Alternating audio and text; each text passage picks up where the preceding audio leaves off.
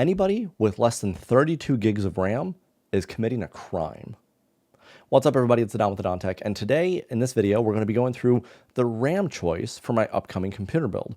We're going to talk about my needs, the compatibility, the power requirements, future proofing, and there was something else, the brand as well. The most important thing is the brand. The RAM you choose will be a staple in your build, so make sure you do it right. In the previous episode, we picked a nice full tower case to put everything into. We know the motherboard we're going to get, and we know the processor we're going to pair with it. We know that this entire system can have a max of 192 gigs of RAM, and it focuses dual channel compatibility. And while this won't be a complete deep dive into RAM, because that's a whole different situation, this is just going to kind of give some high points, some low points, what you're going to want to look for, why things are important, and why you want to have at least 32 gigs of RAM or more. Back on Newegg, we go to the components and storage. We're going to go for memory. We're going to go for desktop memory because we're building a desktop. Short, sweet, and simple. The best RAM choices are two. Corsair Dominator / Vengeance RGB RAM, not the LPX, not the low profile, not that stuff. It's either exactly what you see right here, this Corsair Vengeance or the Dominator, and the gskill Trident Z only. Those are the two brands, but three choices you have in RAM, period. I know this website's going to show a ton of other type of RAM. No, don't even focus on it. Does not matter. The best of the best is gskill Trident Z and the Corsair Dominator, and then below that would be the Corsair Vengeance. The Vengeance LPX, no, not necessary. Don't do that.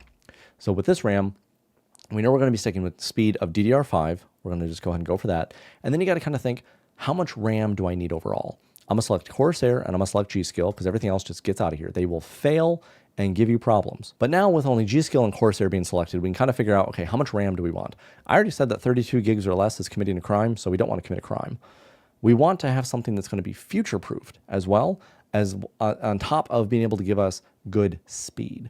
So a lot of times when you shop for RAM, you'll just see there's so many different types. There's 13 pages of RAM just for DDR5 and all these configurations. That's a lot of pages of RAM just for those two brands. It's like, what in the world? So when you're looking through these things, maybe we can limit it down a little bit more because we don't want to have certain types. Do we sort it by Newegg only? Sold by Newegg. That's the other thing you want to do. That drops us down to 13 pages. Awesome. My 2016 build featured 32 gigs of RAM. My editing build had 64 gigs of RAM, and I have had zero problems with any memory allocation in every single thing that I do. I'm a big proponent of having more RAM than necessary because your computer will only use as much RAM as it needs. And for example, right now on this system, as I'm streaming, not streaming, but recording and working on this entire process with my tabs open and the streaming software, all that sort of stuff, I'm using only 9.5 or 15% of my 64 gigs of RAM. So would you say the rest of that RAM is overkill? Why don't I just go down to 16 gigs? It's a pitfall that a lot of people fall into, and I hear it all the time. Oh, you don't need that much RAM. You don't need that much RAM. You just don't. It's overkill. Don't buy that much RAM. No, those opinions are wrong. You need a lot of RAM, and then you want to make sure that you're future-proofed and that you're not going to have any bottlenecks with that. With this next build, we can max out at 192 gigs of RAM. That's really cool. But I will admit, that is overkill. But you want to know what's not going to be overkill? 96 gigs of RAM. So we know we're going to be going with 96 gigs of RAM, two 48 gig sticks, because you really have the choices. Do I want to go with another 64 gig build? Do I want to go with a 128 gig build? Or do I want to go with a happy medium of 96 gigs?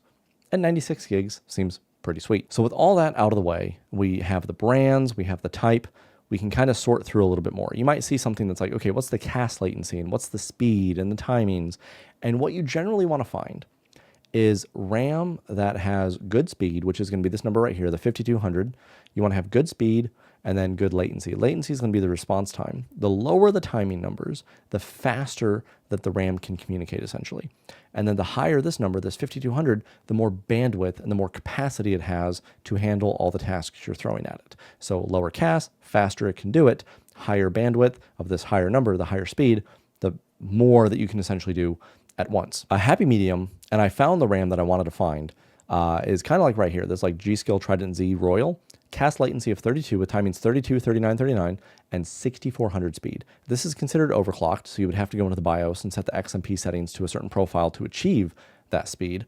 But when we're looking through this RAM, you know, you can kind of see like this one right below it as well. Same sort of timings, 32, 39, 39, 102. This one is probably about the same speed and everything. This is probably just the Royal Z series, which is a premium for kind of no reason, except it looks fancier.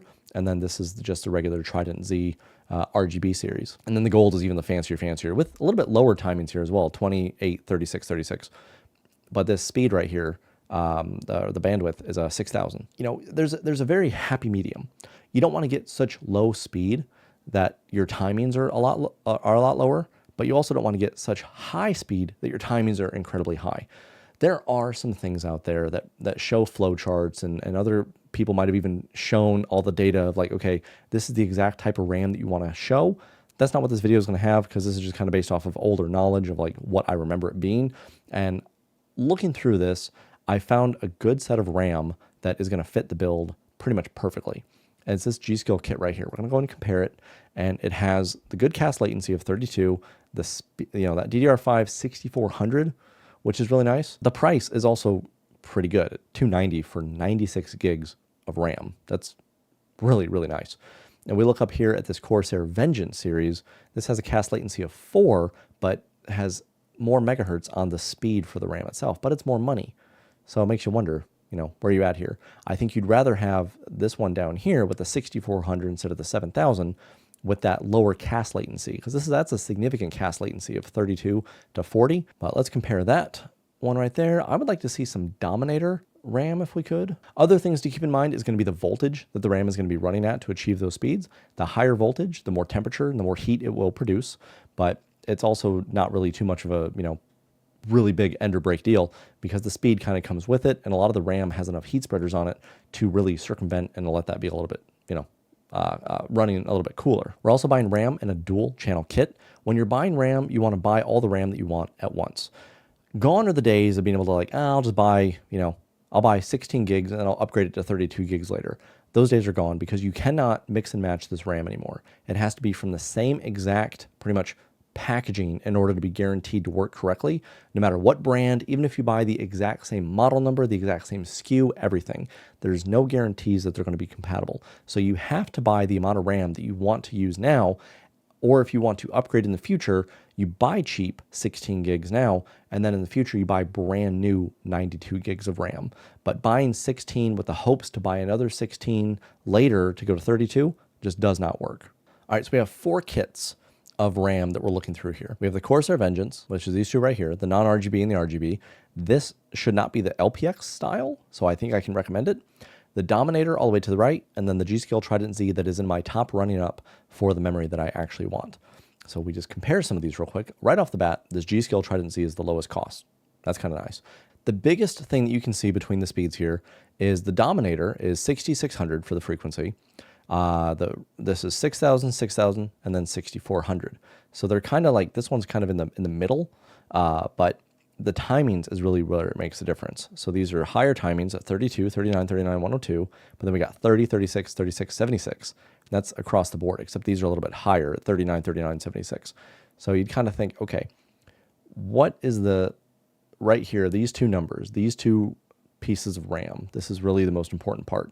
And this is just RGB, so it's 20 extra bucks for the fact of it having RGB, which is just kind of whatever. So the frequency being 400 higher, is that worth the timings being a little bit less? Now, I'm not sure. This is a pretty big discrepancy, 102 to 76, and I honestly don't know. So let's do a new tab here. Okay, well, I didn't really get a lot of information as to how big of a difference that does make, but generally, looking through these two things of RAM, it's going to be between these first 2 bits of RAM here. When we look up at the voltage, that's where these both have an extra oomph in voltage at running at 0.4 instead of 0.35. So that will increase a little bit of heat, and it will give you a little bit more maybe overhead in what it can actually do.